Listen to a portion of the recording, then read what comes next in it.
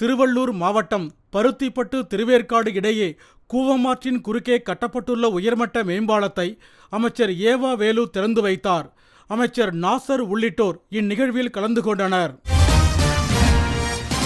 விருதுநகர் அருகே சாலையோரம் நின்று கொண்டிருந்த சரக்குந்து மீது இருசக்கர ஊர்தி மற்றும் சிறிய ரக சரக்கூர்தி அடுத்தடுத்து மோதி விபத்துக்குள்ளானதில் 3 பேர் பரிதாபமாக உயிரிழந்தனர்.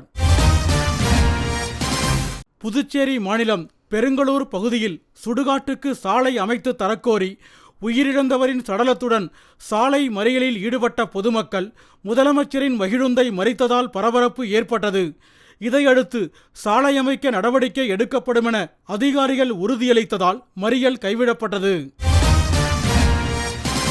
திருப்பூர் மாவட்டம் உடுமலை வழியாக பழனி முருகன் கோவிலுக்கு நடைப்பயணமாக சென்ற பக்தர்களுக்கு மத நல்லிணக்கத்தை வெளிப்படுத்தும் வகையில் குடிநீர், குளிர்பானங்கள், பழங்கள் உள்ளிட்டவற்றை வழங்கி இஸ்லாமிய அமைப்பினர் வழியனுப்பி வைத்தனர்.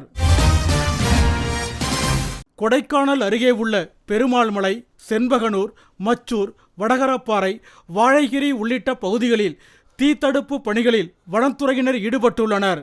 சாலையோரங்களில் காய்ந்திருந்த செடி கொடிகளை அகற்றி தீத்தடுப்பு கோடுகளை அவர்கள் அமைத்தனர். விழுப்புரம் மாவட்டம் செஞ்சி பகுதியில் காப்பீடு நிறுவனம் மூலம் கடன் வாங்கி தருவதாக கூறி ராஜி என்பவரிடம் 8.5 லட்சம் ரூபாய் மோசடி செய்த 4 பேரை காவல்துறையினர் கைது செய்தனர்.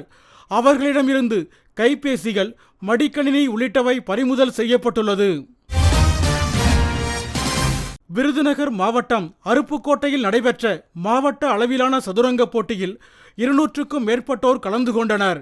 7, 10, 13 மற்றும் 19 வயதுக்கு உட்பட்டோர் பிரிவுகளில் நடைபெற்ற போட்டியில் வெற்றி பெற்றவர்களுக்கு பதக்கம் மற்றும் சான்றிதழ் வழங்கப்பட்டன.